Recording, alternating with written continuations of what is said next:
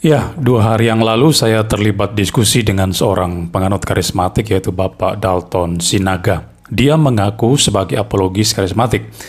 Dan seperti yang saya katakan pada saat debat tersebut, bahwa diskusi atau debat itu bukanlah saya sengaja setting dengan inisiatif saya sendiri. Tidak demikian ya. Itu bukan perencanaan dari saya sendiri untuk sengaja menantang orang-orang karismatik untuk berdebat ya. Tetapi itu adalah ajakan atau tantangan daripada Pak Dalton sendiri yang berulang kali mengajak saya untuk berdiskusi. Jadi, saya tidak dengan secara sengaja mau misalnya berusaha untuk mendiskreditkan karismatik, menjatuhkan, merendahkan, menjelekkan dan sebagainya ya.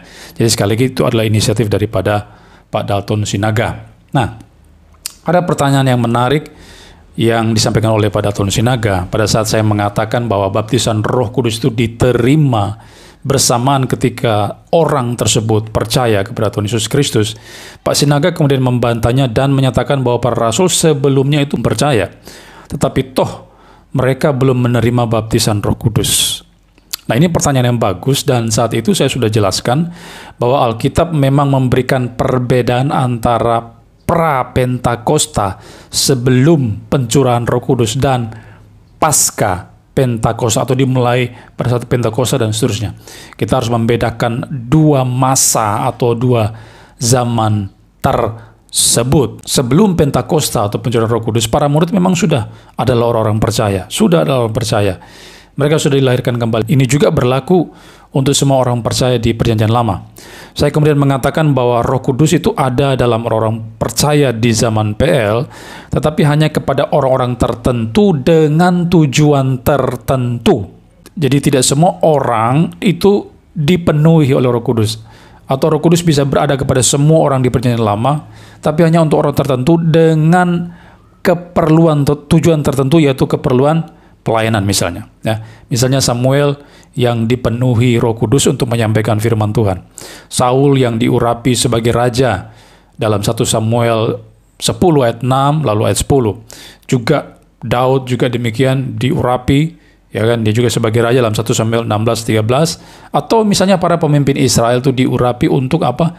Mengalahkan musuh-musuh mereka. Kita bisa melihat dalam Hakim 3 ayat 10, 6 ayat 34. Dan seterusnya. Jadi kehadiran Roh Kudus pada orang-orang tertentu itu bersifat semacam memberikan power atau kuasa untuk melakukan tugas-tugas tertentu.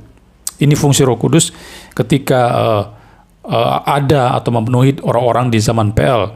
Tetapi adanya Roh Kudus pada orang-orang di Perjanjian Lama itu kelihatannya hanya bersifat temporer. Karena sewaktu-waktu bisa meninggalkan mereka.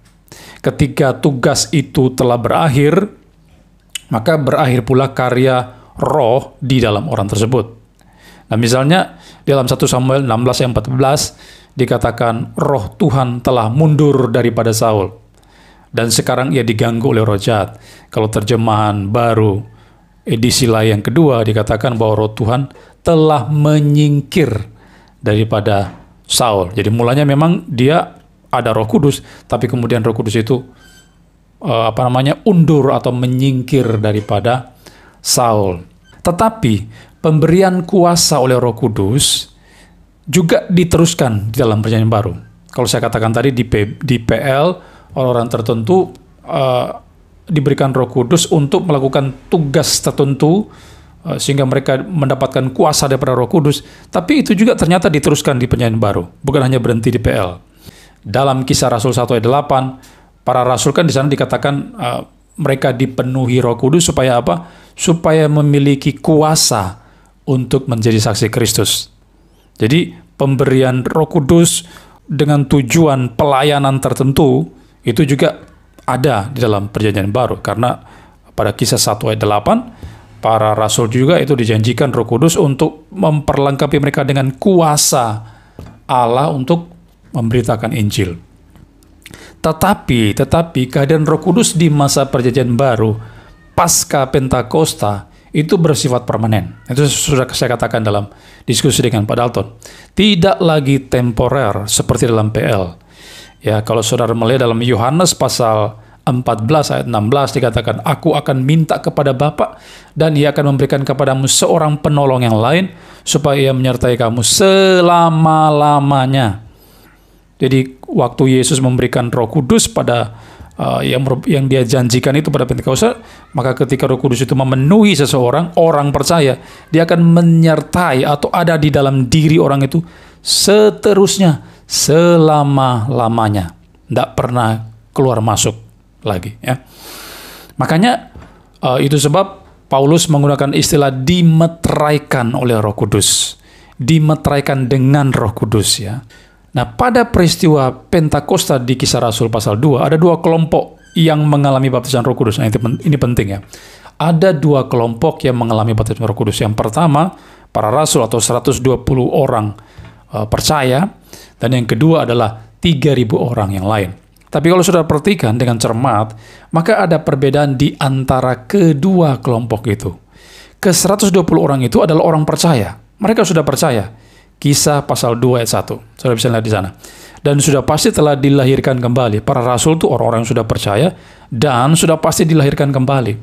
Sudah pasti itu.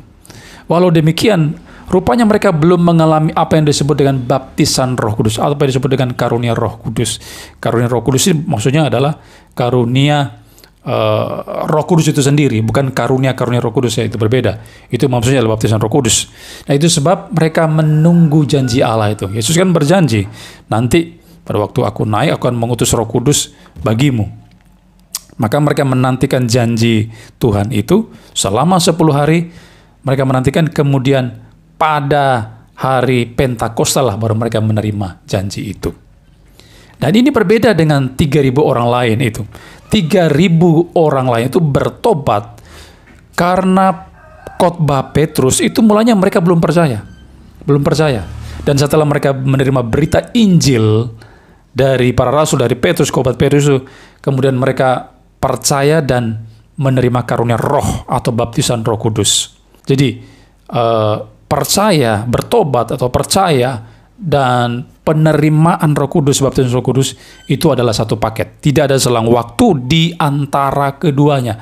Tidak ada gap di antara waktu engkau percaya, bertobat, dengan pada waktu engkau menerima Roh Kudus, dibaptis Roh Kudus. Tidak ada gap di antara keduanya. Jadi tindakan bertobat, percaya, sekali lagi itu satu paket dengan baptisan Roh Kudus. Nah, lalu mana yang benar? Apakah baptisan Roh Kudus diterima ketika percaya atau beberapa saat lamanya setelah percaya? Seperti kasus yang diberikan oleh Pak Dalton itu. Keduanya benar. Saya menjawab keduanya benar, tapi tergantung konteks historisnya. Tergantung konteks historisnya. Kalau mau melihat dari sudut pandang historis yang mana?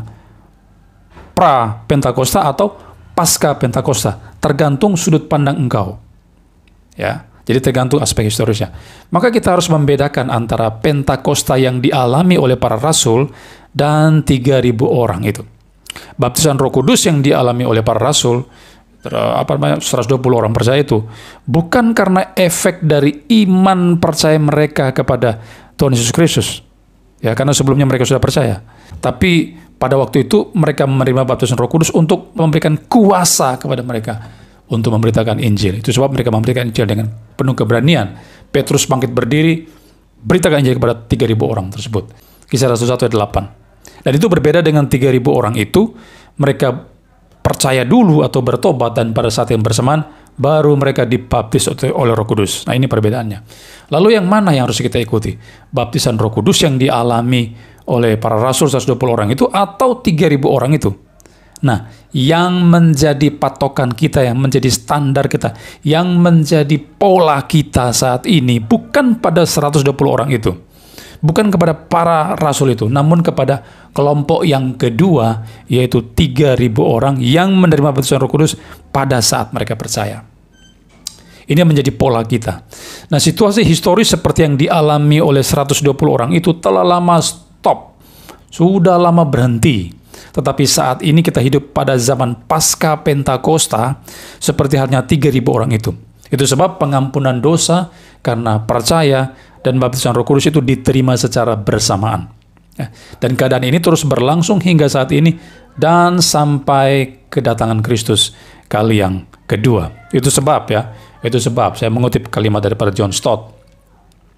Di dalam bukunya, dia mengatakan, dengan demikian, Pentakosta melengkapi awal zaman baru atau zaman mesianis, zaman roh. Pada dirinya, kejadian itu tidak dapat diulangi seperti halnya dengan kematian, kebangkitan, dan kenaikannya ke sorga. Sang Juru Selamat yang mendahulunya tak dapat diulangi. Tapi berkatnya diperuntukkan bagi semua orang yang menjadi milik Kristus.